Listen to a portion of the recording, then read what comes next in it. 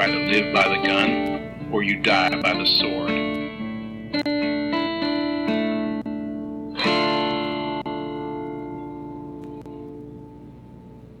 Welcome to the Good, the Bad, and the Weird podcast. I'm Nicho. And I'm Chris. And this is finally the last deep dive for Folktober that we're doing. It is. It's a film that is modern, but also a touch of classicism to it. Sure. I mean, it has folk horror roots. It definitely does have folk horror roots. And also, we were wanting to do it because we were trying to avoid the more technology-based, like Ringu or... Yes. Any kind of that type of more modern Japanese folk horror. And also found footage at its finest in soon to be released at the end of the month on Arrow's J-Horror Rising set, Noroi the Curse. Yes. If only we had known that Arrow was going to release this later, might have rearranged some things. I'm not pissy at all. You're gonna now own this 3 different ways. Yes, maybe fortunately, but... Yeah, it's true. Yeah, I mean, to be fair, this hasn't been released in the US in quite a while, and I mean, I only found out about this from my friend Austin, who recommended it to me years ago. Same with Moribito, so... I'll say, I had not heard of this one, despite having, at one point in my life, gone down a found footage rabbit hole. I am disappointed I didn't know about this until recently, because for a found footage enjoyer, this is pinnacle.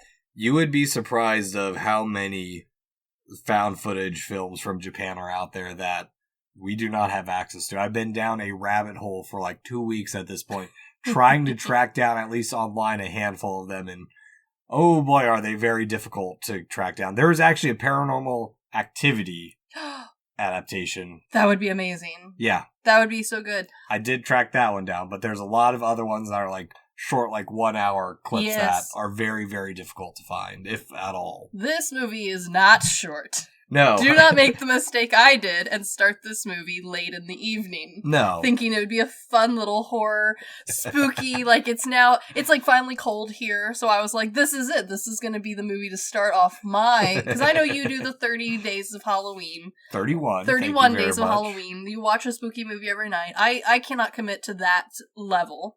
But when it is cold outside and it is dark in my spooky wooded house, I do enjoy a good spooky movie. And I thought, this is going to be perfect. Yeah. It was 9 o'clock when I thought I would start this film. And you're a grandma and you go to bed at like 9. Yes, I do.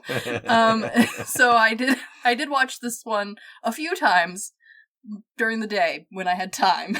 Because this one is surprisingly long. Yeah, but well done. I will so put well that done. I did genuinely lose track of time watching this in the best way. So Noroi is written, but with the uncredited credits of Koji Sarashi and Naoyuki Yokota. Directed by Sarashi, Noroi the Curse follows a director seeking to unravel the mystery behind a series of interwoven mysteries. Yes. And it stars Jin Muraki as host, Masafumi Kobayashi, Ryo Kano as Psychic Girl Kana, Satoru Jitsunashi as Paranoid Psychic. I love Paranoid Psychic Man. Mitsuo Hori, he is one of my favorite characters as well. He's so fun.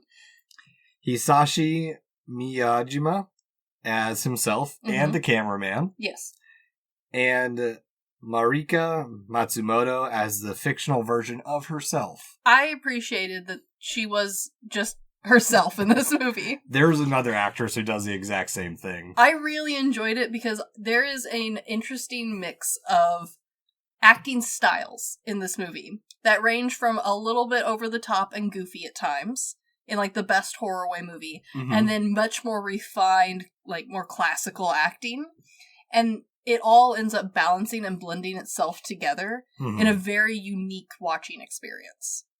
Oh yeah, 100%, just because of the range of things it covers too. Very true. My God, there's the plot summary I have is lengthy.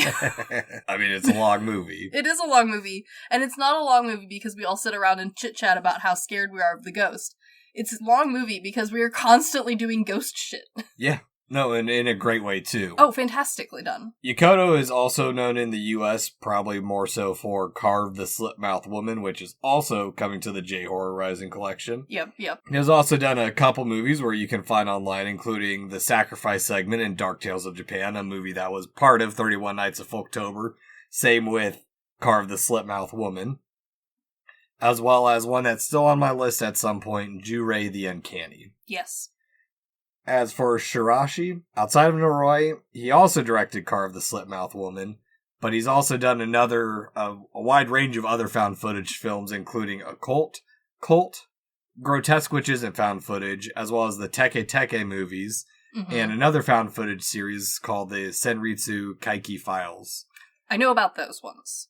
They're all on Dailymotion or YouTube, so they're pretty easy to find, except for his newest one. As well, he did Kayako vs. Sadako. Gotcha. Know that. As for Muraki, he's appeared in Tsukamoto's Nightmare Detectives movies and Retribution.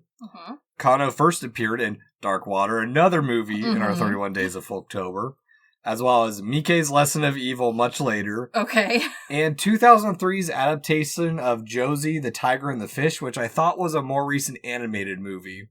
Yeah, I didn't realize it was 2003. Well, no, she's in the live action adaptation. Oh. So it's an older thing than the anime movie that just came out. I did not know that. Neither did I. Satoru appeared in Ju-on the Grudge 2. Of course. As well as Premonition. Miyajima, this is the only thing that he's been in. But as for Matsumoto, she, on the other hand, if you go on IMDb and the Japanese film database, she's not credited in this movie at all. Which is hilarious because it's like just herself being herself in this movie. Exactly.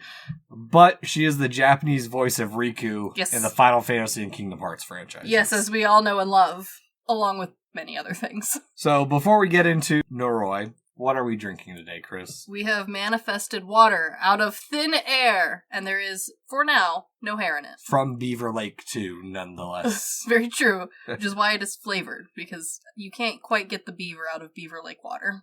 I've never seen a beaver at Beaver Lake still. There's probably not, but there is jellyfish. Oh, fun. Yeah. Cheers. Cheers.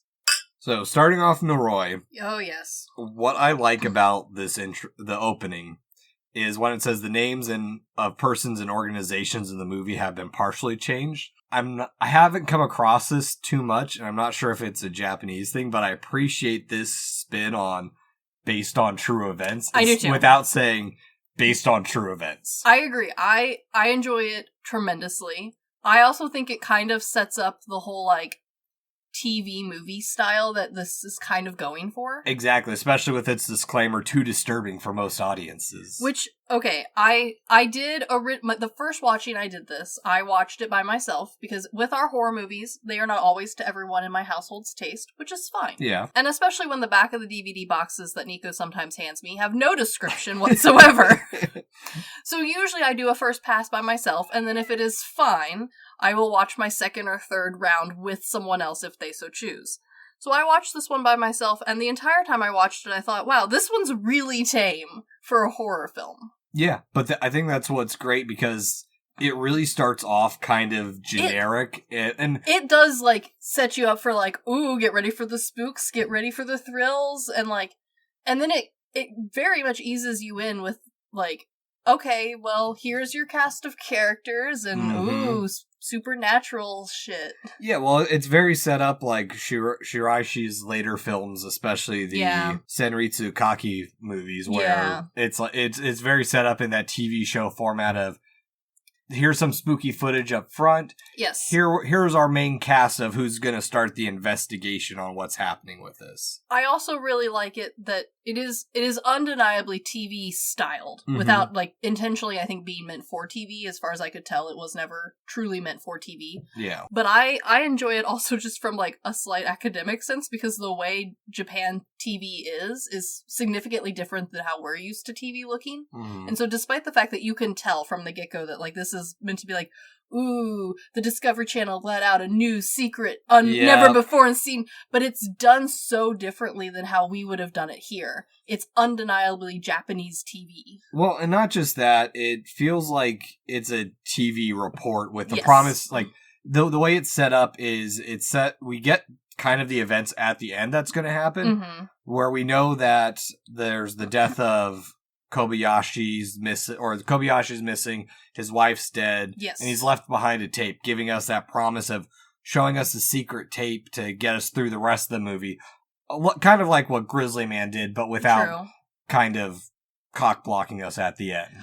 That's true. And I won't lie, most found footage does mention this in some way at the beginning. I like this one's version of it because it sets it all up from the beginning. We then forget about this introduction, which happens a lot in these movies, but instead of like jarring us back at the end with like, oh, remember you're watching a thing about a thing, this one like eases you back into it by like, oh, look, you're seeing the directors put it together a little bit, and then it does flip-flop, but I think it works in this instance. No, exactly, because the very opening like footage that we see of that's quote-unquote the found footage is it's a person in a mask thrashing, as well as the mission statement from Kobayashi stating that he'll do anything to find the truth, which does make sense for a man who holds a camera way too much. Yeah.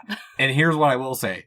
This movie is not a found footage movie. It is not. Because he mails it to them. Well, no. It's not that he mails it to him. The spirits give him enough time to finish the movie. That's also true. No, that is something I actually really enjoyed about this. This movie toes the line very delicately about being a found footage. And it is something that I think... Not found footage. Well, it is full-on documentary. It is full-on documentary, but the way that it is shot, there's a lot of the classic shaky camera.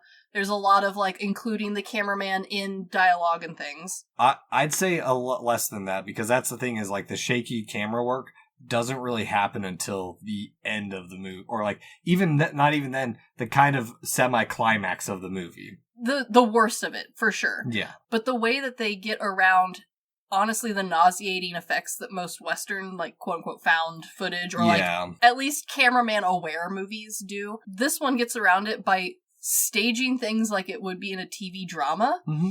And so, like, even when it's very clear that, like, we're watching a cameraman turn around in a seat to film two people talking in a car, which probably is never happening, it works because we're flip-flopping between this, like, very over-the-top, like, oh, I have to have the camera with me while my wife is dying, oh no! Yeah. Versus this, like, very staged production, TV-styled thing. Mm-hmm. And the two stylings put together makes this movie, which is a long movie, bearable, as opposed to being infuriating after about the first hour and a half. Yeah, it's not 20 or 30 minutes of kind of build up to them constantly running for an hour. Exactly.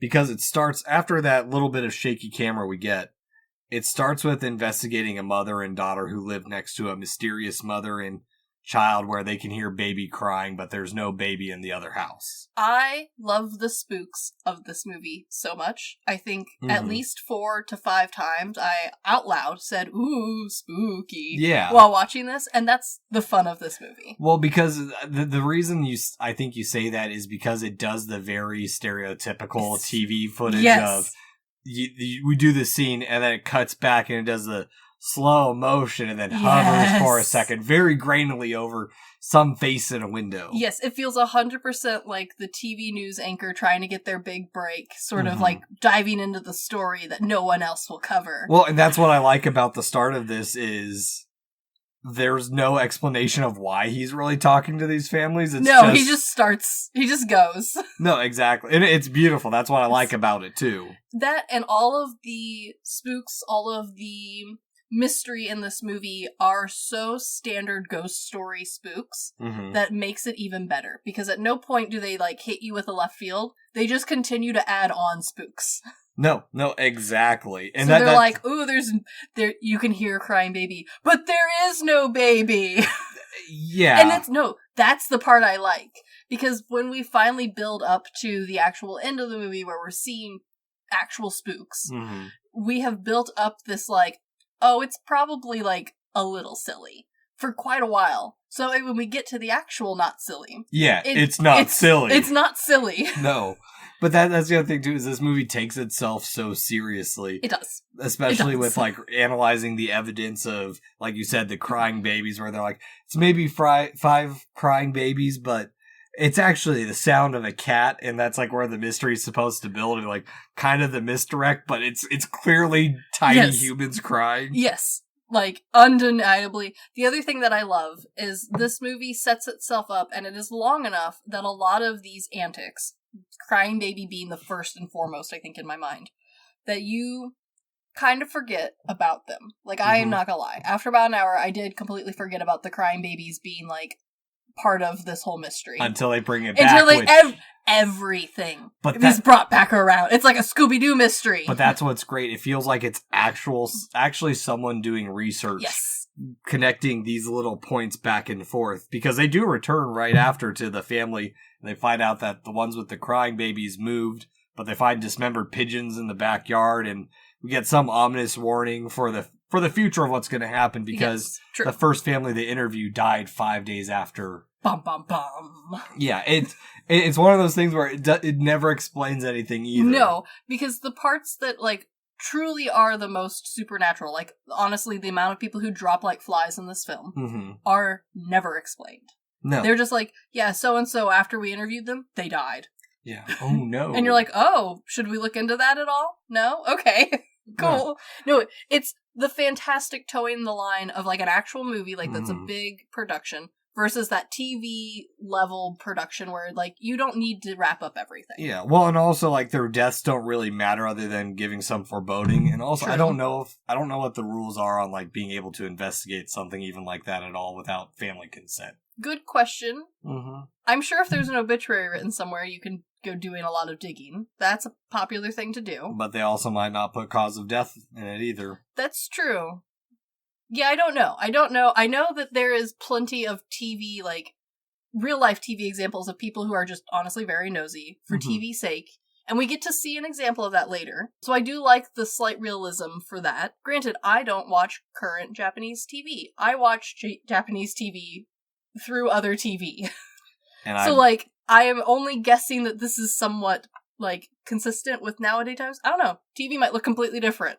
And I don't watch reality TV of any sort, really, so... Occasionally, it will come across my feed, and I will enjoy it immensely, but it is a very different styling than how we do TV here. Yeah, I mean, we've talked about it in their documentary style of even just interviews with directors or, like, interviewing them, or this making of a movie where it's...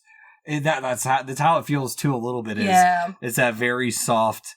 how they set up, like, with the Tale of the Princess Kaguya, where they're talking about, like, oh, and here we're going to Studio Ghibli, where he's asleep, about to take a nap. Yeah, no, it has similar isms to it, of, like, alright, he's going to go interview this family. Tragedy has happened here. Oh, what do we have here? A dead pigeon. In Tokyo? Oh my god. We're not in Tokyo right now. That's true, we're not yet. But I don't think they even say what... No, they do say what city they're in. I can't... It's like they...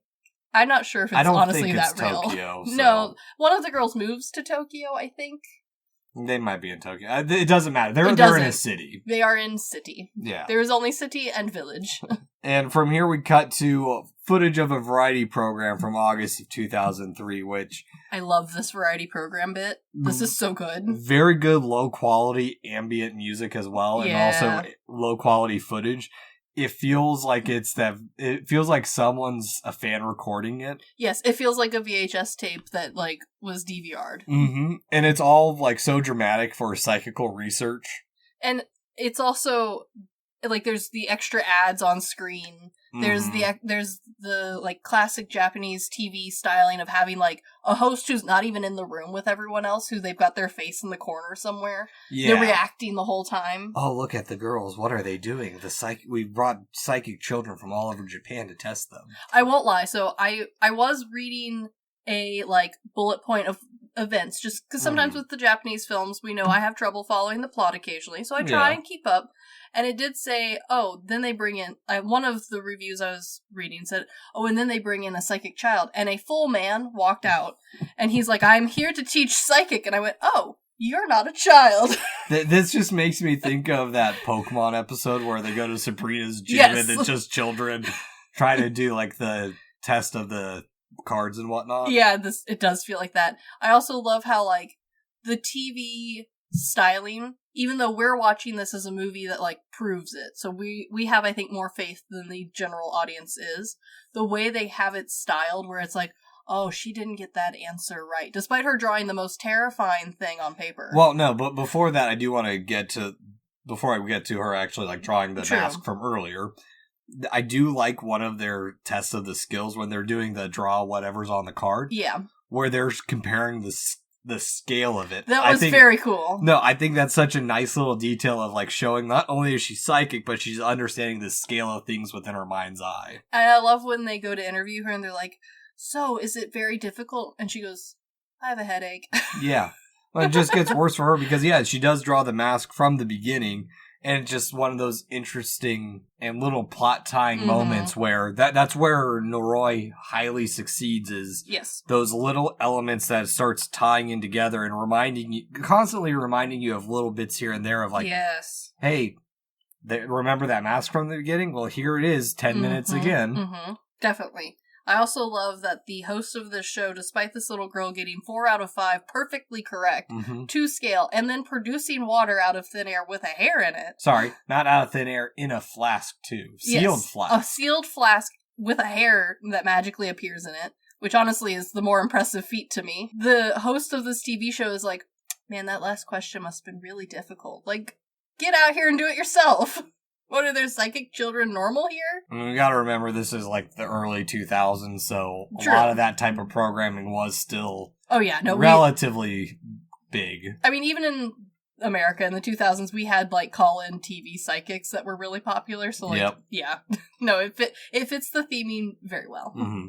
But on top of that, it's not just hair.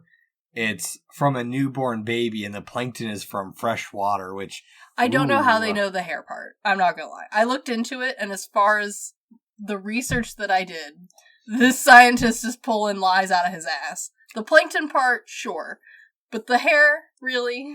I know nothing about biology, so... I did some Googling. I had questions. Google could not answer that one for me. But, I mean, it's a fun moment before we cut back to Kobayashi going to interview Kana. Yes. And she's mysteriously sick. And it's a relatively short moment, but it's starting to really tie, like, early on, those little fragments of the little hints of what's this all going to lead to. Exactly, because there's honestly a lot of moving parts. Oh yeah, and that's why this movie it feels necessary to be this slow, so you can start trying to digest everything. And definitely, because we have a lot of people and things to keep track of here in a second. Because this is where we cut to 2 of our other main characters that get introduced during a paranormal TV variety show in October, which Marika appears with a sixth sense and had previously appeared on a ghost hunting show, and so that's why she's being invited. Which I do appreciate this ghost hunting show. I mean, I do too. It adds the right necessary level of, like, silly to introduce some of these people. No, it is, and it's interesting watching this and then having seen Shirashi's later works, where he basically reuses some of these elements over and over again, but in different and interesting ways. Yes.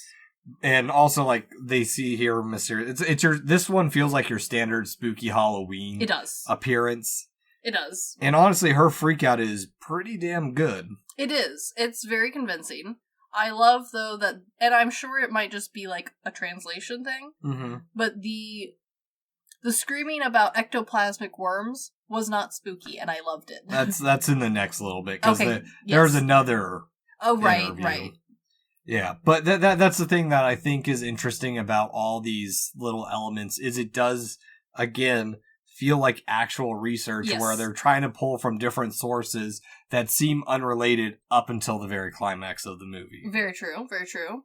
And then November 26th, when we have the live talk show, A Night of True Horror Stories, which I know it's not the 100 Tales like we talked about in the Yokai Monsters 100 Monsters, but it feels very similar in or in intent. Yes, in the whole if you name it, if you talk about it, it could get you. Exactly. And it feels off kilter too, especially when Hori appears.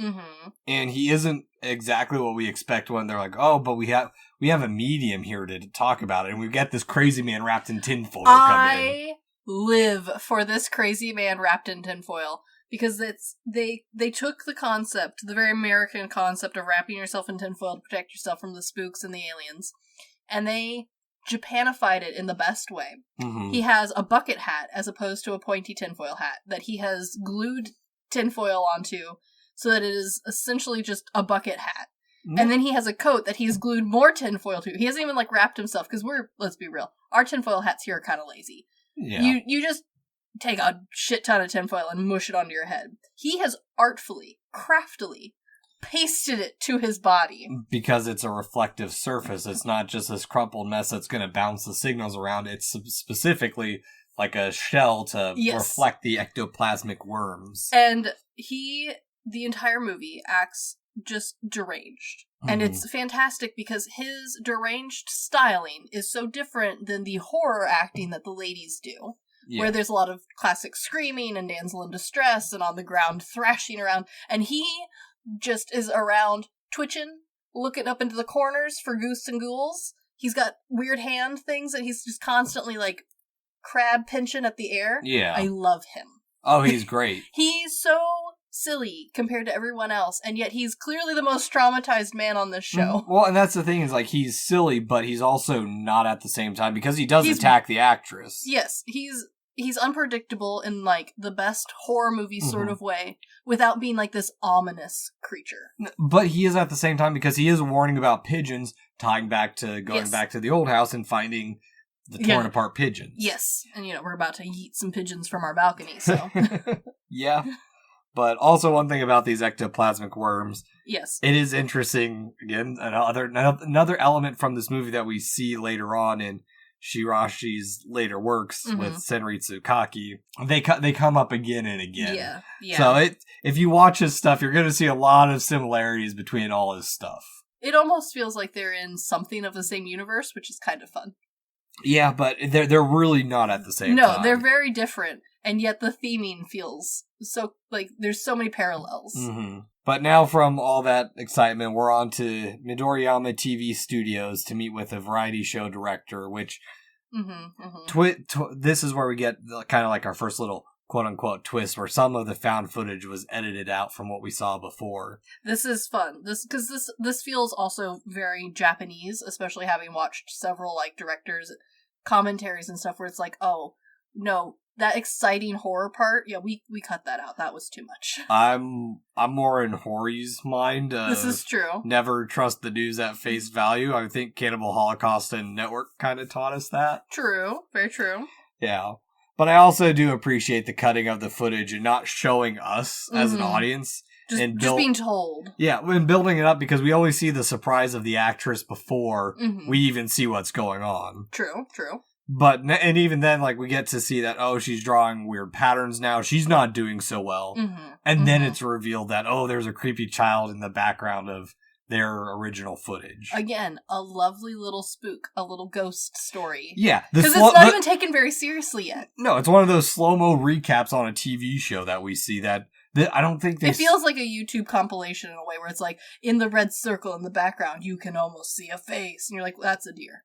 Yeah, no, that's exactly what it feels like. Yeah. And even then we cut back to Kana, who's feeling better. Mm-hmm. But it's creepier now because she's talking to someone. We don't know who. True. It is a little spooky. And even she says, I guess it's too late for all of us. Yeah, but she says it in that weird kid way where, sometimes they just say weird shit. Yeah, no, one of my cousins was in town, and I had to take some wires away from him. He's got something. But I don't remember what it is. But he tore his wires. Yeah. And I took them away from him, and he looks up at me. They will never find you. And I'm like, the fuck you say, little one? I've run into many toddler who has prophesized my doom and death. Yeah. And you're okay, well, that's lovely. Don't do that. Stop. No, exactly. But it's creepy in that way of okay, sometimes kids go through a creepy phase, but this movie doesn't handle it in the normal, spooky music starts playing and the lighting changes. She just is talking to her imaginary ghost friend over here, prophesizing people's death. Yeah. And then it continues on this is an everyday occurrence. Yeah, that's a good point, because the music never does your standard, at least for today's standard, bass drop. No, it's a very subtle music track. Mm-hmm.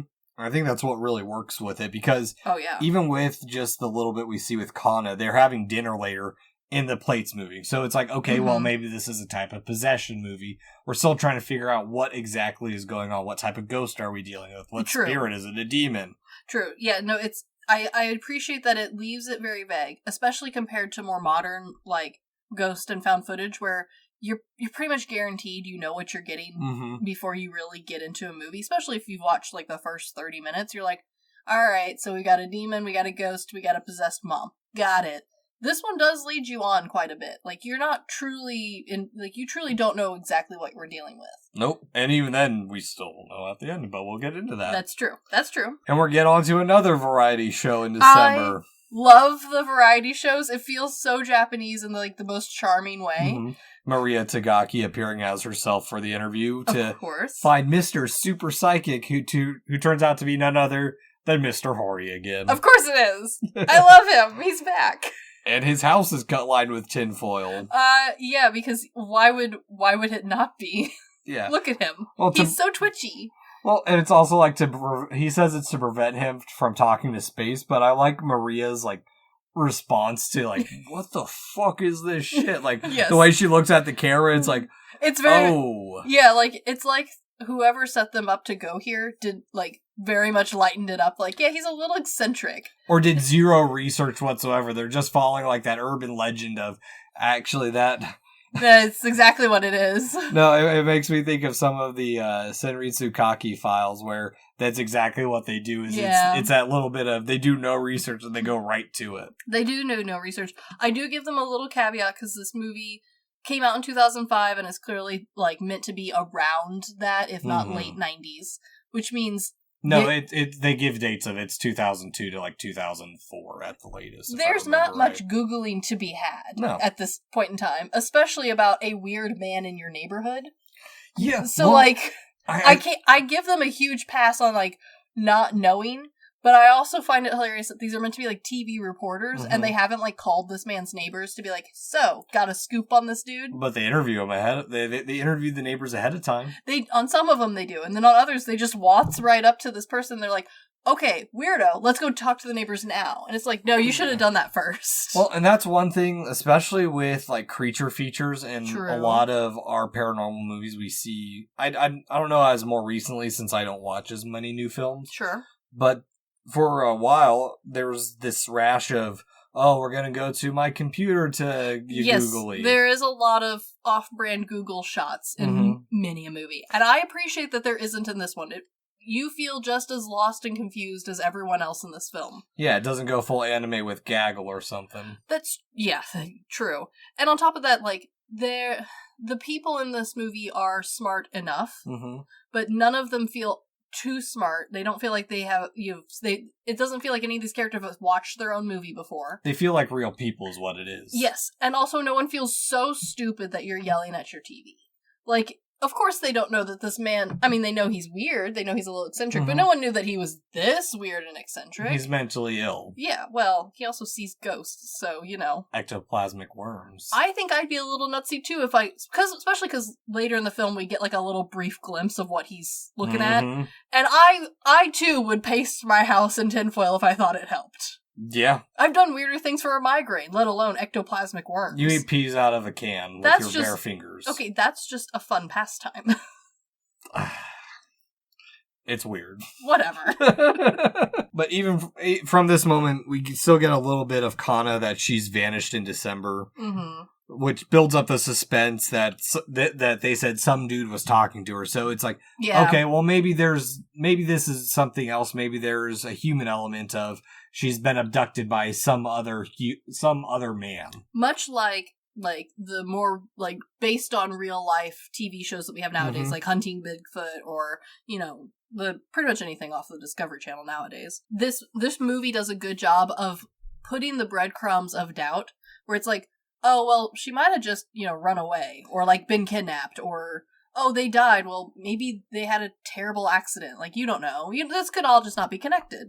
But it does, because we're 34 minutes in, and this is where we really start building the connections, because there's a strange banner in the pattern that we saw before from the actress is in Kana's drawings. Yes. which I like, because it's not so much that you are lenient to forget details in this movie, but they set it up in that same way of like, oh, well, the characters are like, well, this is weird, but yeah, you know, maybe she's just missing. Maybe she ran away. No, but it's good to, like, immediately tie it to Hori, because that's who they visit again. Yeah. Which we find more about why everything's covered in tinfoil. It's to protect from the tinglings, which the actress brought up of what her sixth sense is. She feels tinglings, and he also is rambling that Kana was eaten by the worms. Yes. And again, he's a crazy psycho the entire time he's on screen, and he's he's very entertaining. He's entertaining, but he also has that little shred of credibility to him. Yes, he feels like that crazy man who's seen something, and that's why he's crazy. Well, and it's seen in like his automatic writing and his freak out, where it's just like, okay, so some of the stuff he's saying is kind of tying into other stuff we've heard. Yeah. Now he's kind of spitting some lore out that we have nothing about,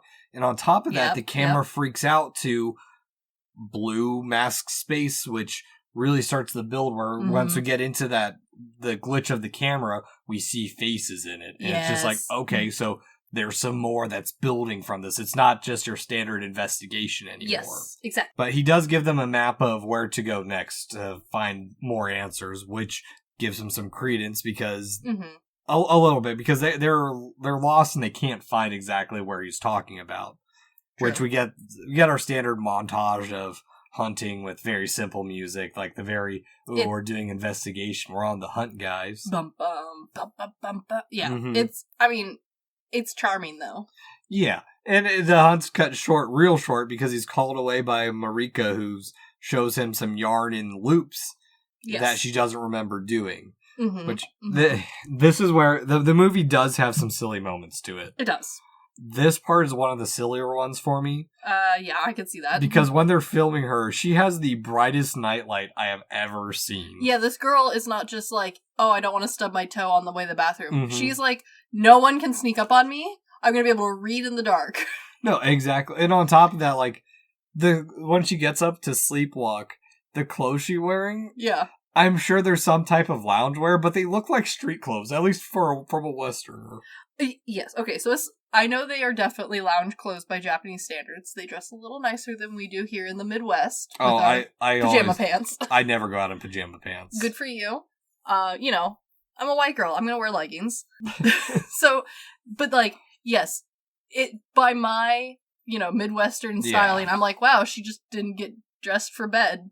Because I've got a very specific look of what pajamas look like to me. Yeah, and maybe it's our Western standpoint of, like, watching movies where it either goes from, like, the really silky, like, button-up bedtime. Yeah, the like, two-piece set that matches. Yes, to a very tight, like, what they're called? Not like camisole, but they're, like, a little longer than that. Yeah, where it's got, like, a little stringy, like... Austin Powers Fembot. Yeah, a little slip sort of situation, or... Like, we're trying to be so real, we're gonna, like... Slightly opaque negligee. Yes, there for fan service nonsense. Or the director and the costume department want to be so real and in touch with our audience. She just wears this giant baggy shirt to bed, and it's like, okay. Oh, I was thinking of Sleeping with the Tits Out. Those two. Yeah. But, like... Yeah, no, she's just over here in what I would consider her day clothes, but I'm sure for her these are probably her pajamas. Yeah. But also the lamp cord that they bring out, that is such a long lamp cord too. It is.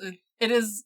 Everything makes no sense, but in the movie it works because also it's solving a lot of like, well, how do you film in the dark problems without actually having to be like, blue screen it or add weird shading to anything. Yeah, or make it so dark you can barely see what's happening. Which I appreciate because there's a lot of darkness in this movie. And honestly, even on my stupid little TV when I was like doing my second and third watch, I could still see just fine. So I was happy.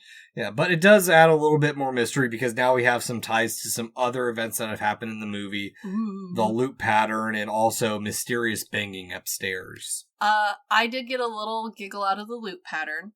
Whoever in the prop department made the loop pattern. This is a pretty standard way of hanging cord and also like extension cords. Isn't it just a daisy chain?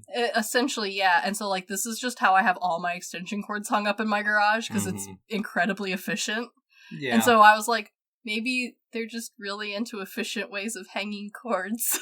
Hey, if you gotta do a bunch of them, as we see later on. I would say, later it makes more sense. This first little inkling, I know it's supposed to be spooky and mysterious, but this is just how it is in my house, so it did not feel spooky or mysterious. And maybe that's just our standpoint, and also us being horror nerds. So this is true. I think later, when there's a ton more of them, and we've added some horror elements to the spooky knots, I think then they truly did feel scary. But yeah, this first introduction into the scribbling she was drawing, those were knots, and it's gonna come back around later with the symbolism. Well, and that's the one thing, is it's one clue after another, because they do go up to their upstore neighbor who's named Midori. Of course. And she's not thumping, so it's just that building of one clue after another, or not even clue, one mystery after another. Yes, exactly. And it's us trying to figure out the clues of how they're tied together at all. Yes, exactly. And now it's the new year of 2003. Woohoo. And we do finally find the pigeon, or the apartment, and it's the only apartment with pigeons on it in this whole shot, which I think is a nice touch. I do too. I also love that we managed to use and capture live pigeon, because he just yanks this pigeon out of his windowsill. Well, and I like how nothing this guy is, because this is the only scene we really see him in. No, correct. I legitimately had to pause the movie the first time I watched it and revisit my notes to be like, is this a character I don't remember? Is this someone who just has a haircut and now I'm confused? No, this is just a one-time person. No, he has a little time, he has a couple times later on. He does, but it's more about the pigeons. Yeah. And I was too focused on the fact that I didn't know who this man was. But that's another thing. It's still that mystery of, one, we've seen decapitated pigeons, and Hori's warned us, beware the birds. This is true, and also it does feel a little bit like misdirection, because we've been told the birds are the thing you're supposed to be looking at. Later on, we're told again the birds are the focus, and yet you're worried about the man snatching the birds more than the bird. Because the birds aren't weird; it's the guy snatching the pigeon. It's like in a movie that you hate, Jungle to Jungle. This is true. I do hate that movie. When he kills the woman's pigeons, because it's natural for him to kill the pigeons, but it's weird for a New Yorker to have someone kill your pigeons. Well, you just don't go around killing things, usually. Depends where you live. But... That's, I do eat my own words with, I live on a farm. Yeah, and your neighbors definitely kill stuff. Oh, yeah, 100%. But, a city living, you don't usually go around managing the pigeon population on your own accord. Yeah, I'd still feel bad about pigeons. I do too. Domesticated and then released because we stopped giving a shit. So sad. They just want love. Yeah. Not in my house, but We'll start communicating by pigeon. Be so efficient. But now it's back to review Marika's sleepwalking tape. Yes, I was excited, as I follow several sleepwalkers who make content on the YouTubes and the TikToks. And this was a good interpretation of, honestly, all sleepwalking is creepy, even when it's hilarious. Oh, I used to sleepwalk a lot as a kid. Yeah, absolutely not. Sleepwalking is not allowed in my house. It's too scary. Oh, I don't know if I sleepwalk anymore, because Hobbs doesn't tell you? No, Hobbs doesn't tell me shit. True. This was a really, nice version of sleepwalking. I think sometimes movies overplay it just a little bit, even though not necessary. Sleepwalking's terrifying. We do not need to up the ante at all. Yeah. I think this was a nice balance. It was a little stagey. It was a little acty, but it felt fine. Yeah, again, one of the silly moments, but... A little. It's also there to introduce us more to Kagutaba, which was pieced out from the audio, and it's what Hori was yelling earlier. True. And the voice sounds like the shrine voice that we heard at the very beginning of the movie. Which, again, connecting one mystery to another, but not explaining anything because it's still a mystery. But this is where the ball really starts rolling. True. It's where things are going to start connecting. Because this is where they go visit a scholar. Yes, I love this scholar. He lives in the perfect home. I don't think this is his office, let's be honest. It is, but it is... jam-packed with random-ass shit. With researching these folk horror films, I have seen so many interviews with... experts? Not experts, historians. Yes. And authors. They have a theme, don't they? Where they're sitting in, the corner of a room, and their bookshelves are just piled with books and DVDs. This man is living that epitome, and it looks perfect. But that's the thing, is everything he has is so organized and clean. Yes. And so he seems like more of a professor than...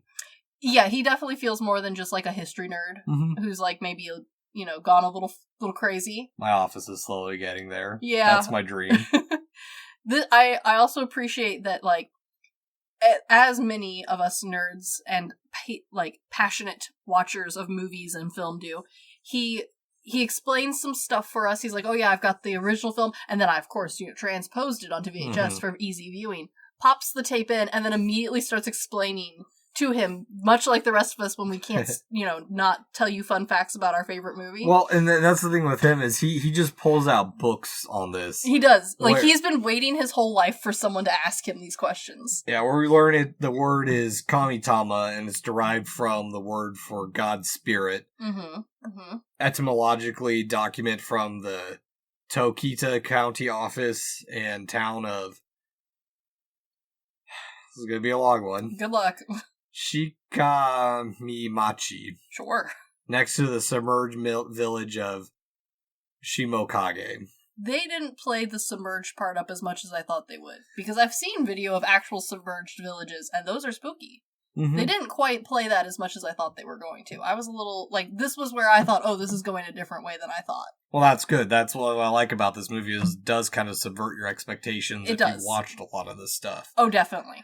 Because we learned that it's a strange demon suppression ritual to suppress Kagutaba, but it's hinted it could be an unknown entity because they don't know anything. It's some sorcerers migrated from the west to develop their spells, and that the kanji stands for disaster, tool, and spirit, and they translate it to tool of despair.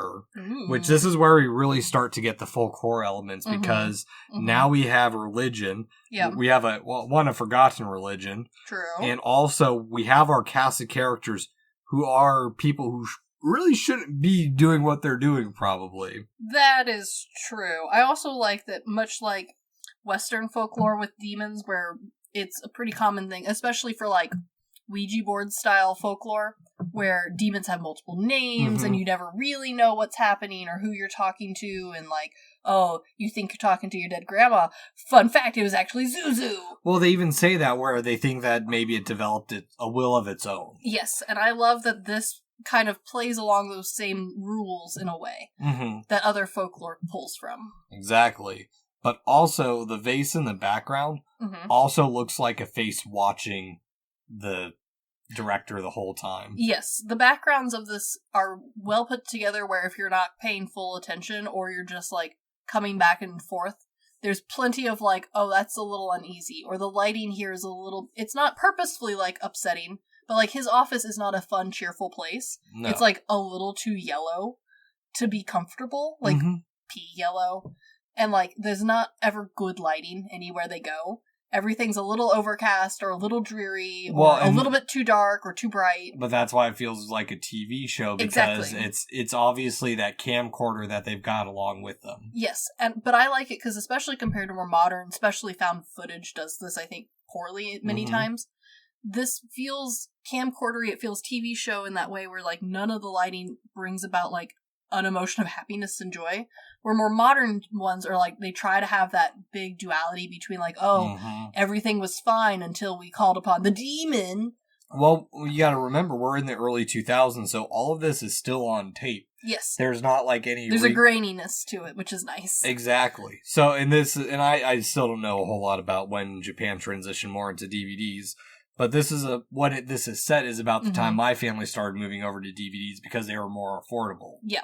Oh, yeah. But now we get a little bit of a history that the Shikami Dam construction in 1978 and the discontinuation of the ritual, which it's now time to visit the town. Yep, the spooky town. Which, lucky for them, the last ritual was filmed in 1978, which is where we get the opening clip of this movie. Yes. Very good editing. Yep. Which was transferred from 16mm to VHS. So modern. With beliefs carrying to today's town, with the sickles and the doors and keeping dogs. Kind of that idea of doing a ritual because it's tradition, not knowing exactly why we're still doing it. Because this movie's taking place just under 30 years after the last ritual was, just over 20 years from the last time the ritual was performed. Yes. And we also see the knots And we also learned that the ritual they did was a little bit different because when they bow and clap, it's not in the same number as the Shinto religion of bowing and I think clapping twice. You bow twice, you clap twice, and then you bow once more. Yeah. Okay. Yeah. So it's a little different than what you see in other shows and movies. Yes, and I had questions about this part because he made like such a point of like, this is the only place in Japan that does this bowing style. And so, for those who don't know, bowing and clapping at a shrine is pretty standard traditional, like, way of going and offering up money or hopes and wishes and whatnot. Shintoism. Yes. The bowing, standard Japanese practice to show respect. The clapping, we think, comes probably from around the Meiji era, is when it first, like, we have it in writing that was, like, a pretty common practice. And it's to invite deity in to get their attention, like, hey, praying to you, hello. But to also disperse bad energy, which is why in some of those, like, animes that are ghost stories, they clap to try and, like, get rid of the evil spirit. Well, that's interesting, just because the Meiji era is really when Japan opened up to the world, because before that we have the Edo period where they really tried making everything super Japan-centric, get rid of all Western influence, or as much as they could. Sure. So I think that's an interesting time frame for that to start to take place. At least written down wise, from what we can tell. Yes. Might have been beforehand, but from a writing standpoint, that's when we have like hard concrete. Yeah, okay, so it was probably happening before, just that's the first time we have it in writing. Like, yeah. A lot of traditions is it doesn't get written down till later down the line. Exactly.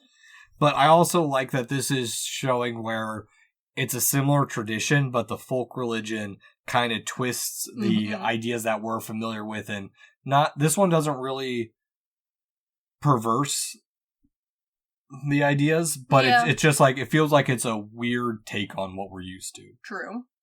And this is where we start the curse through possession, where the shrine maiden freaks out, and this is again the intro that we saw. Yep. And we also get told that the priest and his wife died after carrying out the ritual. Which, again, is never truly explained. And so, like, did they die of ghost possession? Or, did they both have, like, stage 4 cancer before this and, like, this was the end of their time? We don't know. No. Spooky. But we do know that the daughter survived and she's the possessed woman in the video, and that she's moved back to her hometown. And where did she move back from? Ooh, she went to Tokyo for nursing school.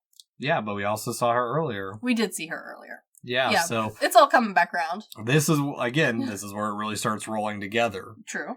Because it's on to Mikashi, where we get a house covered in knots. We do. The creepy knots that we saw earlier. And this time they are truly creepy, because they're freaking everywhere.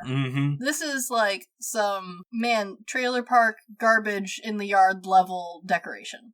Yeah, just all over. Someone's obsessed with, like, frog or something, but this time it's knots. Like, there's no rhyme or reason to some of its placement. It feels like almost like those dangly bead entrances that you put on doors sometimes. Yeah. In the 70s, but, like, messed up and all over the house. Everywhere. Yeah, and this is the first time we get, like, a little bit of that delirious camera work where it feels like they're just slightly overwhelmed by what's happening, because they get attacked by a woman as they knock on the door. I do love, this is a silly part for me, was they get attacked by this woman.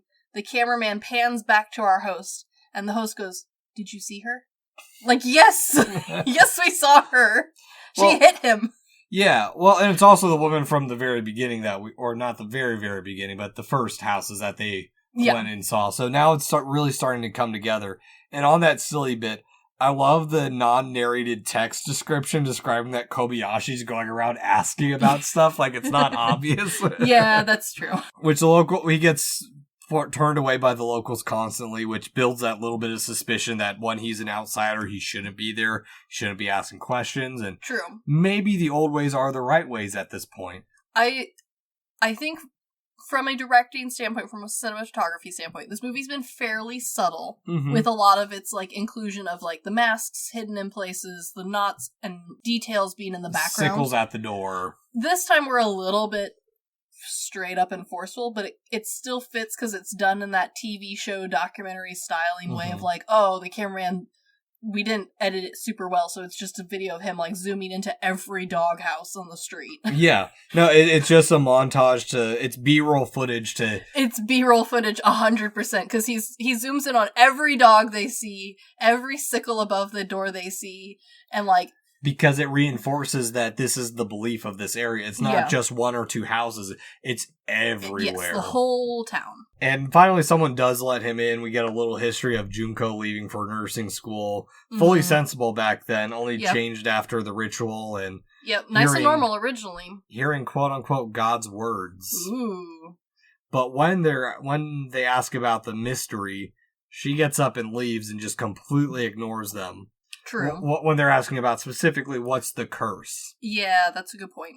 Again, adding to the mystery and just like, what the hell is going on with this town? Which they do get a bit of investigation into Junko's past. And this is where the movie, before we had that little shift of, okay, this is starting to get a little serious. Yeah. But this is where it really gets a dark shift in shift in the tone of the movie. Yes. Because in interviewing the coworker, yes, I love the juxtaposition of her being faceless with her child. Yeah, where they've protected the identity, but much more sensibly by just moving the camera down. Yeah. The nice clinic that she supposedly went to, as far as we were concerned with from interviewing the neighbor, were performing abortions even 22 weeks into pregnancies. Illegal. Which... She was in charge of disposing of the fetuses, and it was rumored that she took them home. Whoa! Crazy. Super dark, but no explanation and just rumors at this point. True. Which, finally connecting that audio from the beginning of, okay, well, why is she surrounded by babies crying? And it's like, okay, well, she was surrounded by death all the time. Yes, that she stole from her workplace. Allegedly. Yeah, allegedly. And then we get the mystery of course, this clinic is closed. Mm-hmm. Ooh. Yeah. Of course they're closed. They got people stealing shit. Well, we don't know. Not a good way to operate a business. Maybe someone died. We don't know who the curse has affected. I mean, true, but also, just from a business standpoint, if you're out here doing illegal shit, and then also your employees are stealing that illegal shit from you, that's how you get closed. That's how you get locked down. If you're caught. If the amount shown in this video is enough that, even her regular coworkers who are like, yeah, she seems nice and normal and they don't want to talk to anybody, even they're like, yeah, we know, we figured this was coming. It's kind of the opposite of, serial killers where there's, it's like Ed Kemper, who was considered really likable, where he'd say one-off stuff and everyone would be like, oh, that's just Ed. Yeah, no, it's the opposite of that. It's more like a small town that's surprised their restaurant is still open. And they're like, yeah, no, but we shouldn't eat there. Yeah, but it's the only place. When it finally closes and everyone's like, man, what happened to that? And you're like, yeah, we're not shocked. Did you go in? Oh, God, who I think it was a video on TikTok or Instagram where someone's like, yeah, there's this Chinese joint where we live where they keep getting closed down, and I think they're on Chinese restaurant 4, and they just keep renaming it. I had a different number. We had a pizza place like that in my college town, and literally every year it'd close, and every year they'd reopen under quote unquote new management, and every year they got closed for dealing meth again out the back door. Of course they did. And we're like, woo, wow, wonder how that happened. I'm so shocked, surprised they closed. This feels exactly the same. But from here we're on to February, where the upstairs neighbor of Marika, we find out offed herself. Yes. And tragic. this is the one thing I also appreciate is that this movie doesn't just go, we went to the village and now we're suddenly working to the climax. Mm-hmm. They're going back to the research. They're not done with this. Yes, it does feel much like investigative journalism as opposed to movie director writing. Yes, but it's also a very subtle way of the deaths are getting closer to the main cast because now it's a neighbor. True. It's no longer just someone they talked to once. Mm-hmm. It's people that are connected to everyone else. Yep. And Marika agrees to stay with Kobayashi's wife as we get footage of the mass death of 7 people hanging in a park swing, which more mystery because the upstairs neighbor and the pigeon apartment dude were in that group. That's true. Mm-hmm. But on top of that, we return to the pigeon apartment and the pigeons are gone. That's true. Granted, theoretically, they fly away, but we know they have no heads, so, like, where'd Some they of go? them. I feel like a lot of them had no heads. A lot of them. Like, I think most of them. Yeah. But the mystery deepens because the neighbor was Junko's neighbor, and he complained about baby crying from her apartment. It seems like the movie is being like, oh, everyone who's noticed this, dead. But they never tell you straight out. They just keep adding bodies. No, yeah, it's just additional mysteries because now Kana's parents are involved in the deaths because the mother was murdered by the father. Again, closer contacts dying, showing that the curse is closing in on everyone, or something's closing in on them. True, yeah. And I like the way that it's still no one's all dying the same way. Like, everyone has, like, the potential for, like, oh, this is all just tragedy happening close together sort of mindset if you wanted to, like, try and, like, logic your way through if this was, like, a real-life scenario. Which I like better than the curse movies that are like, oh, everyone dies in 7 days in, like, exactly the same way. Or, like that sort of stuff. I like this version because it leads that, like, oh, well, the journalist could make rational choice to keep going. Yeah, well, that's the thing is we're not given a time frame on when people die because it's really, like, spread out. Yeah, because, I mean, we get the 5 days of that one family who died at the very beginning. But, yeah, like you said, everyone after this doesn't have, like, that set expiration date of... Nope. And there's not even, like, a consistent death way either. Hanging's popular, but that's just because it's a pretty common, spooky way to die. Especially, like, quote-unquote, suicide way. Yeah, but the father stabbed the wife. Exactly, and then some people just go missing. Don't even find them. Yeah, Kana. Exactly. And Marika's even acting strange because pigeons are hitting their window. Again, bringing up beware the curse of the birds. Whoa, don't clean your window so well. And showing credence to Hori that maybe he is onto something. True, yeah. Because it's time for Hori, once again... I love this man. ...to show him Junko's tape. Which, I love his little fort. And I do too. it also... The thing with it, too, is... There's something, and I don't know if it's actually tied to it. But it feels like he's tunneling like a worm a little bit. A little, yeah. But also the way he dies, it feels like a premonition of what's to come for him. Oh, okay. Okay, yeah. I can see that. So maybe he knows where this is going to end and he's just reenacting or freaking out about it. I mean... dealing with it in his own way. Well, his own way has been to freak out about everything, so, you know, this is on par for him. Yeah. No, and they got to get his help because Marika now wants to go to the dam to perform the ritual with Hori in tow because... what reasons? Yeah, I'm not sure why we bring the crazy man with us, if I'm honest. No. I missed that part in the 3 times I watched this movie. Or, actually, I think probably the reason she wants to do the ritual is because there's enough information and she knows the people around her can get her to it. I think this shows I think part of what this is like a trail of possession.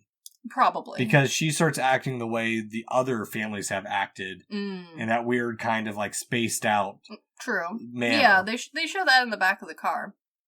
I think pretty well. And then like they do kind of hint at it more and more with like there's a constant asking like, "Oh, are you feeling okay?" And she's constantly like, "Oh, there's strange answers cuz like to me in my mindset like she's like, "Oh, a little foggy." I'm like, "Take a Benadryl, girl." Like some Claritin D will fix that. Maybe. But like it's on par for her character of like what type of person she is. Like earlier in the movie they talk about how like, oh, you seem to be recovering really well, and she's just over here in the corner like clearly dying. Like, yes, I'm doing great. It almost got me. Yeah, but I'm fine. And they're like, oh, bravo. And so like it's on track for her character. Why Crazy Man is hanging out with them, I really don't remember, despite watching this several times now. I think it's just there to, like, maybe be their quote-unquote eyes for these ectoplasmic worms.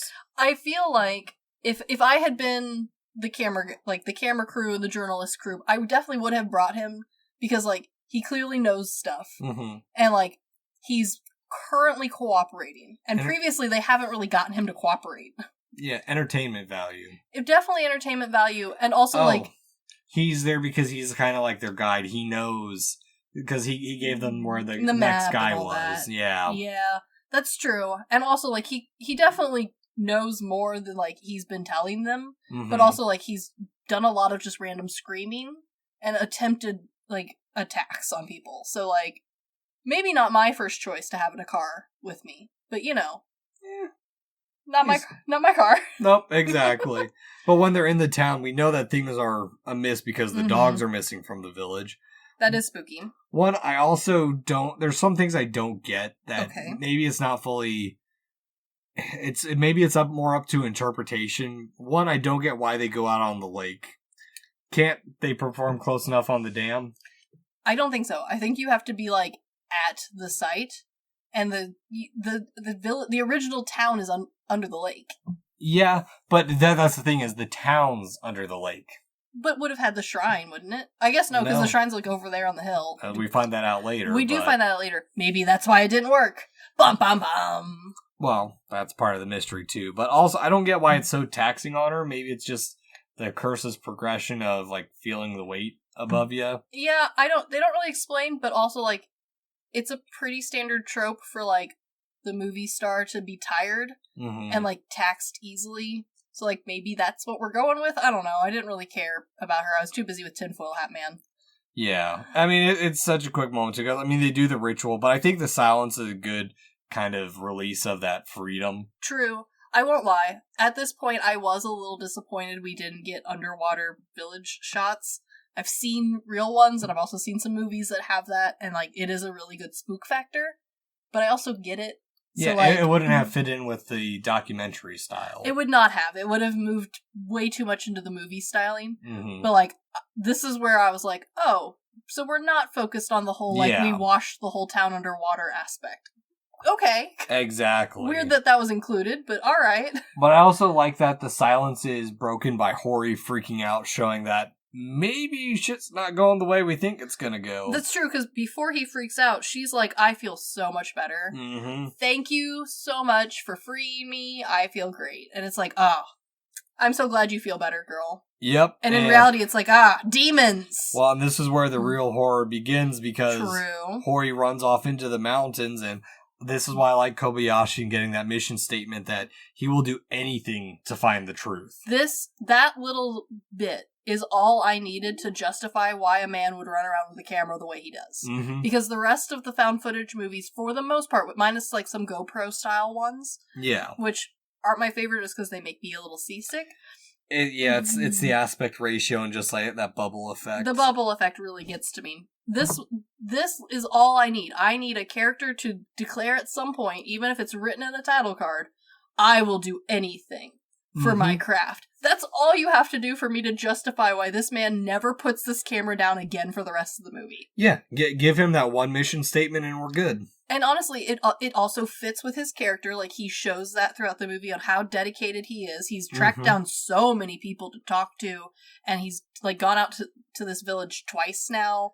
Like, this man is dedicated to the cause. Yeah. I will give him a pass for lugging this giant 1990s camera around with him. Yeah, I mean, he's put it to the test. He's started to put all the pieces together. Yes. And even Night Falls and Marika's not doing well, which this is where I think the shaky camera is well used. So that way there's not a heavy focus on the absolute pile of dead dogs everywhere.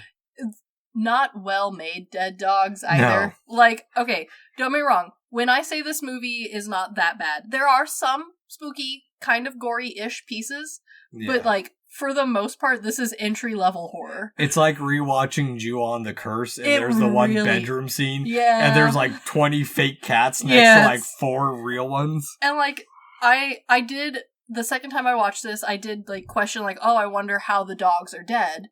Maybe that's, like, a clue that if you really wanted to, you could, like, help break down the story more. Like, are all their throats... Their throats are slit. Some of them. Some of them also have butt wounds for no reason. One of them has just got, like, bloody paws. Yeah. Like, it's very prop department. Like, quick, we need some dead dogs. Okay, how did they die? Oh, don't worry about it. And then he comes back 5 minutes later. Just kidding. Their throats were slit. It's like, well, shit, I've already made 10 dogs. Yeah, but, I mean, that's fine. I mean, it's a lower budget movie that we know to begin with. And, honestly, the bad dogs are masked really nicely by A, shaky camera, and B, it's dark as hell out there. Yeah. Yeah, and we get, like, little bits of, like, there was some type of magic field or shrine. They got some feathers and some probably chicken feet, but honestly it's probably pigeon feet, because, like, that's the theme of the movie. And just bird feet in general. Yeah, I mean, it's hard to tell. But here's the thing is, this is where stuff really gets into question, because this is where we find another shrine that's dilapidated. True, which we're led to believe is the original shrine.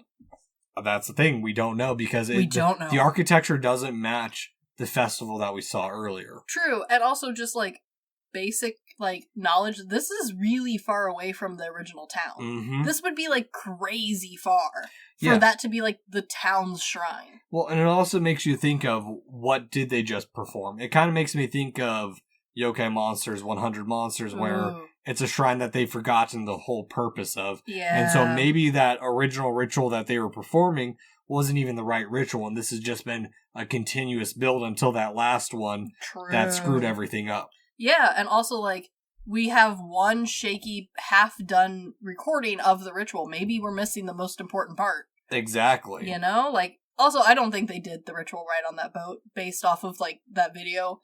There was, like, a lot of dancing and cord cutting, and they did none of that in the boat.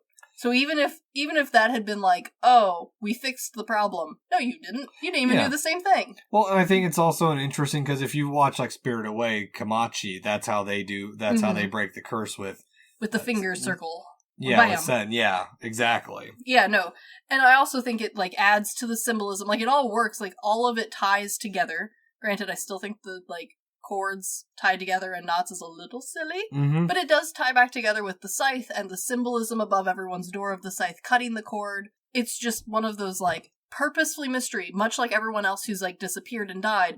The movie doesn't care how you feel about it. It's just like, don't worry about it. Did they do it right? You don't know. Everyone's dead. Ooh. Yeah, well, because Khan is screaming on the riverbed. True. We get the pattern on the shrine from before of the tied knots, and the camera glitches to night vision. I do like this part. This is cool. Where we see Khan is swarmed by ghosts of fetuses. Ooh, spooky babies. This is honestly the most horrific part of this entire movie. Like, it 100% is the most horror movie styled thing. However, it's A, in night vision, and B, 2005 CGI night vision babies. Yeah. They're a little silly.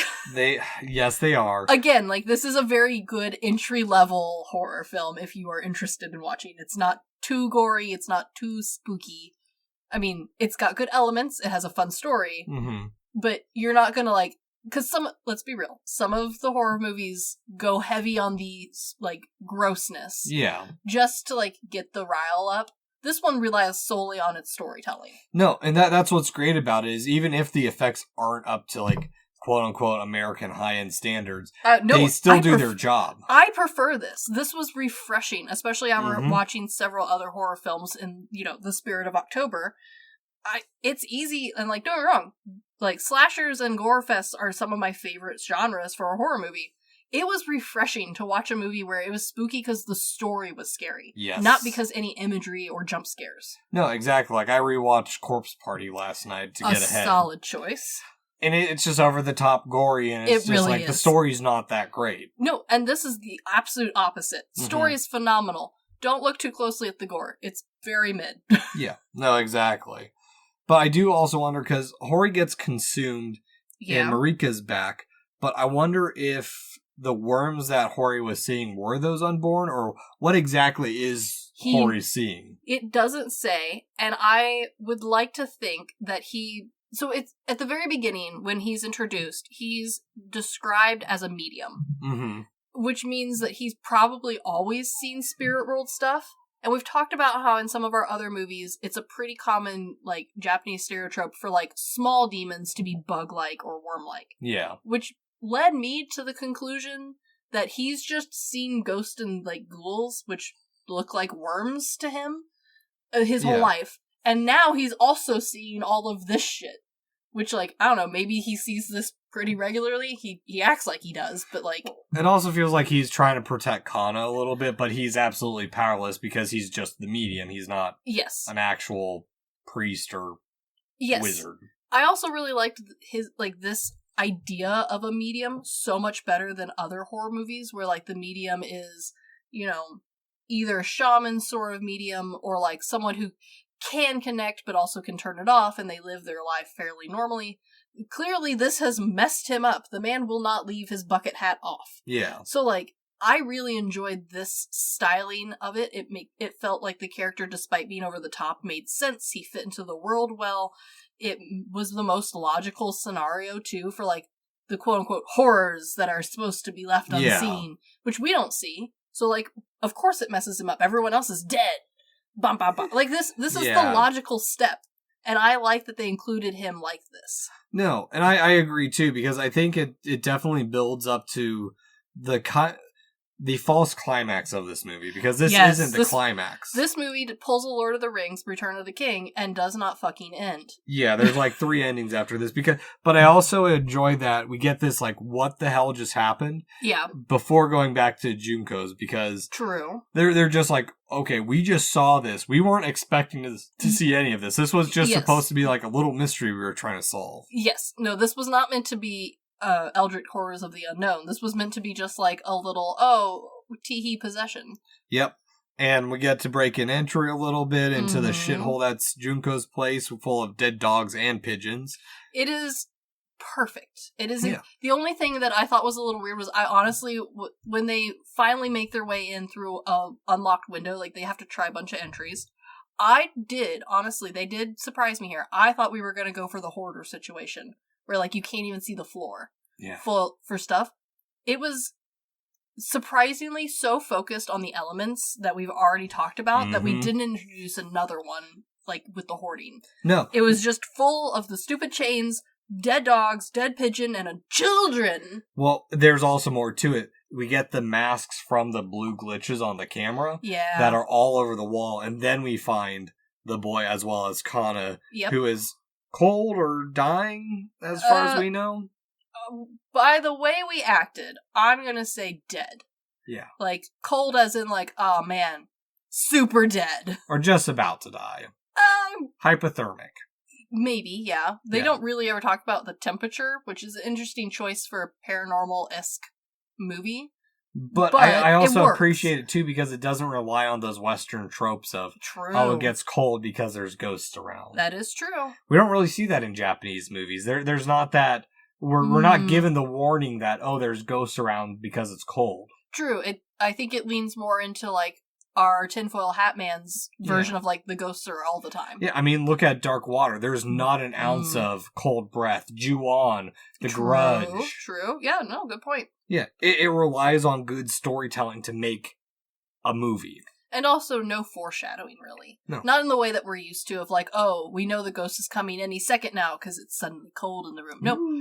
The ghost is here because there's dead stuff nailed to the wall. Mm-hmm. No, exactly. And, I mean, it's relatively quick from here. I mean, we're told the boy's not hers, but the director adopts them. Which I also don't get why he does it. Is it just, like, kind of document him and keep an eye on him? This is, for me, the least believable part. From everything that I researched, like, every time I had a question, this movie does a good job of, like, matching real life events and laws and, like, way things are to, like, the storytelling that is needed. Except for this part, because I applaud them. We find dead children, we find hanging woman, full of also dead things in the house. And he does go, we need to call the cops. Yeah. Well, bravo. I appreciate that is in the movie. Yeah. It adds to the realism. I don't understand why he gets to keep the kid. That makes no sense to me. It doesn't make sense, but I think it is for documentation purposes, just to make sure that, hey, we've been around this, we know what's happening, we kind of want to make sure that nothing else happens around this. For a movie storytelling purpose, I 100% agree. But realism-wise, I don't get it. Yeah, but it also heavily hints that this boy is one of the fetuses that survived, too, so... Which also, like, that part was also a little out of left field for me, because, like, that's not how this works. Like, at 22 weeks, we are no longer taking a pill, we are surgically removing. Mm-hmm. This is not how that works. Maybe. No, it's not. Wizardry. A lot of dead pigeon wizardry. No, there is a lot of wizardry involved with this, because, real quick, we do get Marika is looking well and normal again. But yes, suspicious. Yeah, in March, Hori's institutionalized. But I do love that they just show, like, B footage of the outside and, like, zoom in on a random balcony, like, maybe that's his balcony. Yeah, it's kind of like the post-credits in movies where it's like, this person, 20 years later, they'll be married with 20 kids. And they have, like, no photos of that person that they were, like, allowed to use. So it's just, like still images of the football stadium. Yeah. It feels like that. But I appreciate that the historian is still searching and he found the scrolls and ritual. Yeah. Which, this is where it gets really fucked. Yes. And the original ritual was watered down, which is why I think, like, it's that buildup of they were doing it at the wrong location. They didn't shrine's do it dilapidated. right. Exactly. Yes, they fucked this shit up. But it was done over centuries of this, of not killing the baby monkeys and feeding them to the medium. And then it's that, she was taking the fetuses and feeding them to this child, and that's why they were killing the birds and dogs to feed to these children. Yeah. No, I appreciate that this was, like, the explanation on why things didn't work, as opposed to just leaving it in, like, the ghost escaped. Ooh, because that, like, this gives logic to it. This gives reason why the movie is still going, because by this point, we're starting to notice that this movie's long. Yeah. Well, and it's a quick ending, too, because we cut back to the studio to remind us, oh, wait, this is a TV program we're technically supposed to be watching. And every time I watched this movie, I went, oh, yeah. Yeah, and we're told 2 days after this aired, or originally was 2 days after this was edited. Again, kudos to the Curse for letting him finish this. I appreciate that they let everyone finish their work before they're done. Yeah. House burned down, wife died, Kobayashi is missing, Hori escaped, but he was found stuffed in the ductwork, like his little tunnel that he made. Oh my god. Again, kind of aluminum-y and metal as well. That's true. Yeah, maybe this is the safest place for him. Yeah. And then in May, they received the final of Kobayashi's tapes. This is the only part of the movie that is filmed drastically different than the rest. And I don't hate it because, like, obviously it's not him filming anymore. So, like, the logic makes sense. But you get so used to how this movie looks that this, like, sudden change in, like, how we handle camera work and, like, how not grainy this part is honestly a little weird. Well, and this is where it's most confusing for me because Hori shows up at the house, says that the director's been eaten by worms and that Kana is now in his head. So Kana's obviously become this medium of some kind or some external entity, or at least to Hori, the personification of whatever this creature is. I'm gonna go with that one. But there we get that glitch where the boy's face turns into the mask. That is so spooky. Is the boy the reincarnation of this deity, and Kana's just kind of the voice of it? There's not any explanation of this. No, it's not. Because even Kobayashi's wife, Keiko, gets possessed and kills herself, which, honestly... Yeah, spooky, but yeah. Her burning alive is kind of the saddest moment of this movie, because she, for the most part, is absolutely uninvolved in any of this. She just happens to be married to the director of this. But actually, this poor woman is like, finally, my husband's done with this job. Oh, and now we have children. Great. Yeah. And then she has to light herself on fire. Yeah. Yeah, no, that sucks. Yeah, it's a big and climactic end. It and is. It just doesn't explain anything. But here's what I like about this, too. Okay. Is, it's a mysterious end. But it also isn't like how the original Paranormal Activity ended, where it's agree.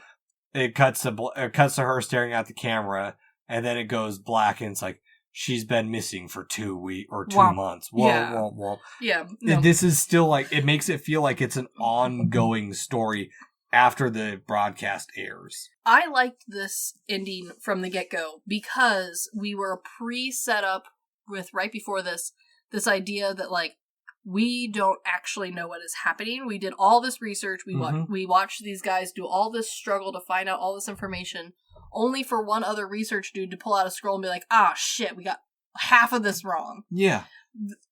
What is to say that there is not another scroll somewhere else that's like, also, this isn't one deity, it's actually 20 deities. Wow! And from what we know, that scroll is from that village. We don't know what the Western magicians brought over and what they were originally practicing. Exactly. So, yes, none of my questions were answered, but in the best way possible. Yeah. And also, I liked how this movie did the whole, and then people went missing, and then people died. Because unlike other movies, much like, the Paranormal series, that do that, and then it's clearly just a grab for another movie. Mm-hmm. This did that in the way of like a campfire story being like, and then they are all missing.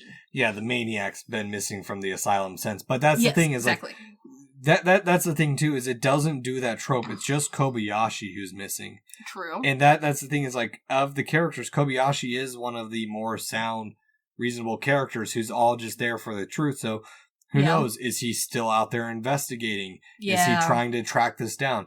We don't know. And we don't know. That's the thing is, it does set itself up for a sequel, but I'm glad they don't.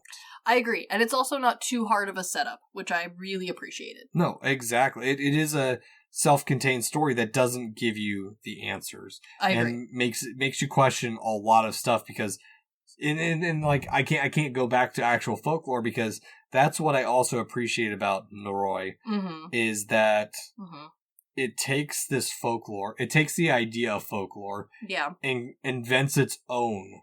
True. It blends everything together very nicely in a way that makes sense. It feels like a proper scary story that's very original in its ideas, without feeling like we're copying a whole bunch of other movies.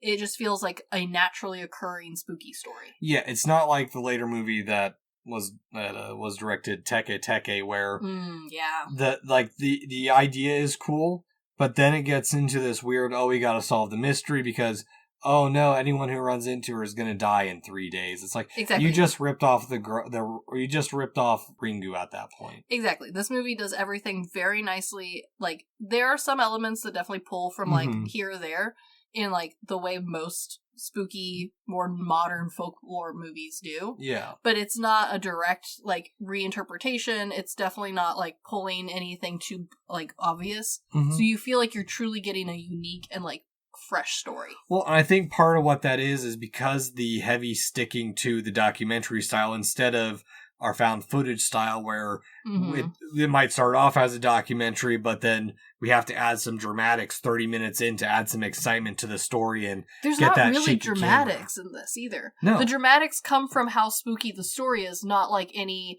like people being dramatic.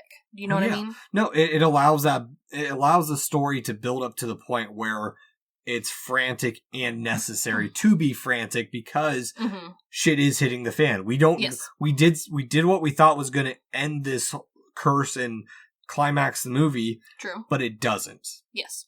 And it doesn't do it in some of the other movies he's done in a relatively cheesy-ish way. True. I agree. On top of that mystery, it's not the fact that it's a slow build. It's that it's engaging, and that the little events seem weird in their own. And even then, when you're starting to like make the ties of like, okay, baby crying, here's the fetuses, we still don't know anything. It's just all these like little bits that lead you to a conclusion to try and figure it out yourself. Very true. Very true. Well, and on top of that, the characters are likable. They are. No, they truly are. Even the one who is so deranged he attacks people and is honestly like a danger to himself and others, and probably should have been put in an institute from the beginning of this film. Even he is likable. Yeah. No, and that's the great thing is it's because we get that build up of the slow build that we're allowed to experience these characters, even if we don't have like their quote unquote goals. They don't change as people throughout the movie. Nope. Honestly, they die. Some of them do. A lot of them do. The actress is alive. That is true. She gets lucky. Which is a good question of like, why is she the one who's spared, whereas everyone else who has come in contact with this has died? She's not dead yet. That's the thing. She's not dead yet. This doesn't have a 2 to 7 day window of death period. This is, you could die now. You could die several weeks later. Or is she just another vessel? Or is she the ghost? Yeah. We don't know. Well, I'm pretty sure she's not the ghost. Right now. Or the spirit, the demon, whatever this thing is. True. But True. It also has that level, it kind of takes H.P. Lovecraft style of writing. Yeah, where there's a lot of ambiguity. Yes, but it doesn't go cosmic with it. It's just... Yeah, it's all localized. It's folk. Yeah, no, it is cosmic folk in a way. In its styling. And that's what's great about it, is it doesn't start folk horror from like the get-go of like The Wicker Man, where it's obviously someone who's not supposed to be there. We don't get that they're not supposed to be there until almost over halfway through this movie. And honestly, a lot of the folk movies that we considered doing rely heavily on the styling of old world, like, ways of doing stuff. Mm-hmm. This does not need to. Granted, the technology the camera used is, like, very clearly, like, late 90s, early 2000s giant camera, right? But it doesn't need to be. No. Like, the story, the aspect, the way everyone is dressed and how they talk. Granted, maybe the TV show segments are a little dated now. I honestly, again, I don't know. I don't watch Japanese, daytime TV. Yeah. But, like, for the most part, this movie does not feel like it's the old-timey, like, the spooky, weird old ways that we don't understand anymore. Mm-hmm. This is just everyday good ghost story. No. Not even a ghost story. Not Folk even. horror story. Exactly.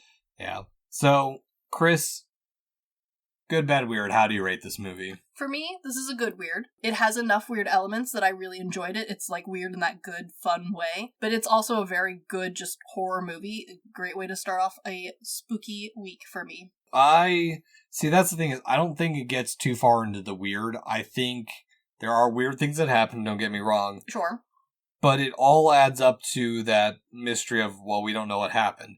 And I think that's just good storytelling across the board. And I gotta give this movie just a solid good rating for me. It doesn't hit that weird level of, like, Senritsu Kaki World Kawagawa, where it's not like that at all. Or the later Senritsu, Senritsu Kaki, the scariest story ever told, and the final chapter. Those two movies those get really, really weird. Same with his later movie, Occult, where it has all those elements, and they are the slower, methodical build, but they don't hit in the same way Noroi does. No, this is, for me, a lightly weird. Okay, I'll take that. Okay. So do you recommend Noroi? I do. I understand that it's maybe not for everyone just because this is more Japanese than I think some of the other ones. However, I don't think it's too outside of a lot of people's wheelhouse. The real question is can you get your hands on it? Right now, it's not as easy. But it's coming. It's soon. It'll be easier. No. Right now it is easier because the set is being released very soon. My shipping has confirmed. I am pissed that it shipped on the day we're recording this. True. So, yeah, no. What I mean is, like, for me not pre-ordering, like, if you had not owned this movie, I would not have gotten my hands on it. Nope. But now that it is being released, I do think it's worth picking up. And honestly, I'm also a little mad that, like, this didn't time out, because the DVD that's coming out will, of course, have good commentary and, like, extra bits that we normally really enjoy. Yeah. And the versions that you had were on a DVD. So I think the versions I have are bad rips of a Chinese rip. One of them 100% is. Yeah. The other one was much more tolerable. Yeah. So, yeah. No, this is definitely a recommend. I think, especially with the horror level being where it is, it's a very good entryway point. And the only real downside to it is, at least the version that we have, might change in the future, we don't know. You have to read along, unfortunately, is the only downside. Yeah. Not that big a downside, other than the fact that this movie's kind of long, so you can't multitask.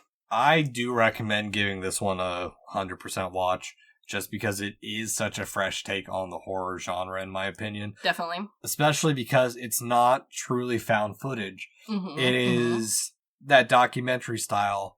Yeah. And I think that's what really makes it stand out, especially compared to all the other found footage films I've watched. I agree there, very much so. And also, like you said, it is a good start to, if you're not familiar with, like, Japanese folk horror, because this one doesn't have anything it's actually tied to, it creates its own universe. And I think that's what makes it work so well. I agree. And if you're a found footage fan, this is honestly one of the best examples, I think. It's done so well. Yeah.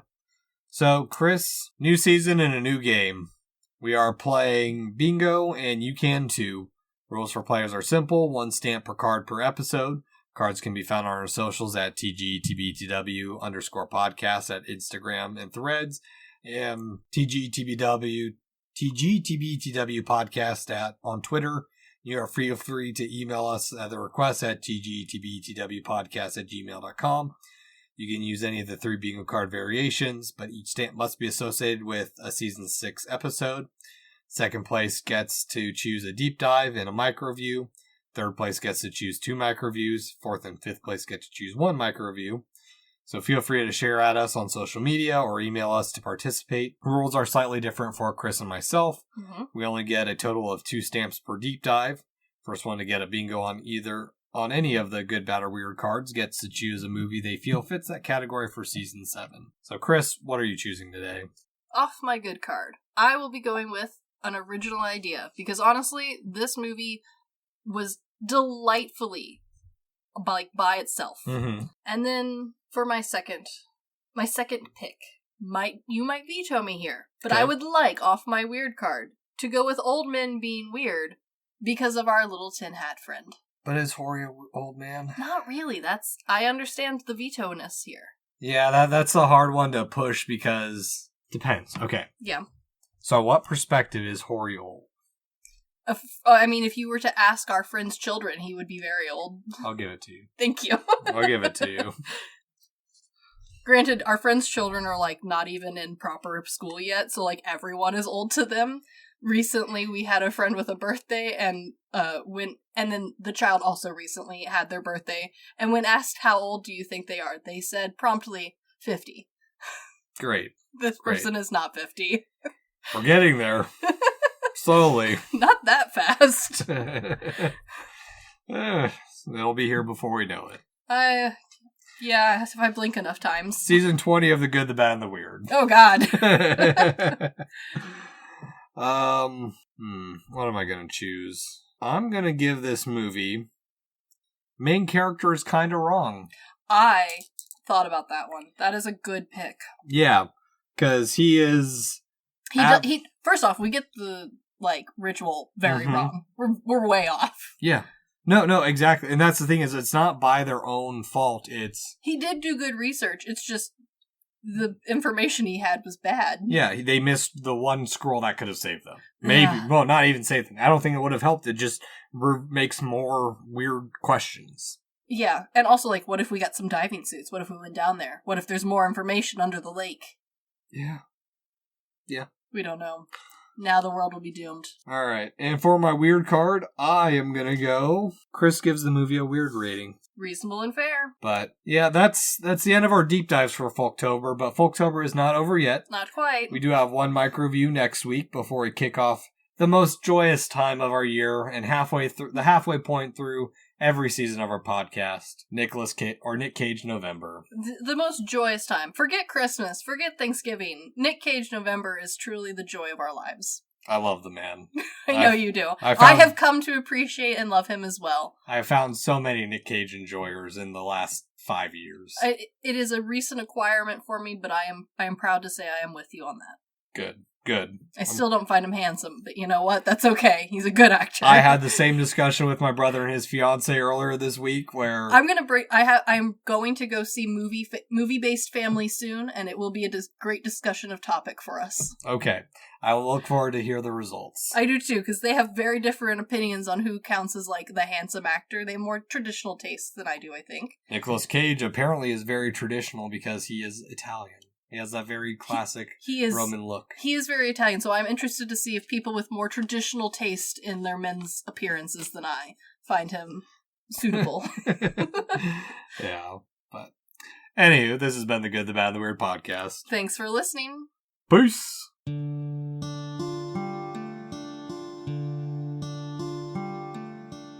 Thank you for stopping by this here town of the Good, the Bad, and the Weird.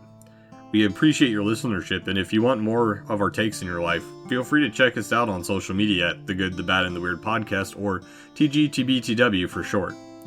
As well, if we missed a fact, your favorite part of a movie, or just have a suggestion and want to reach out and say howdy, feel free to email us at tgtbtwpodcast@gmail.com.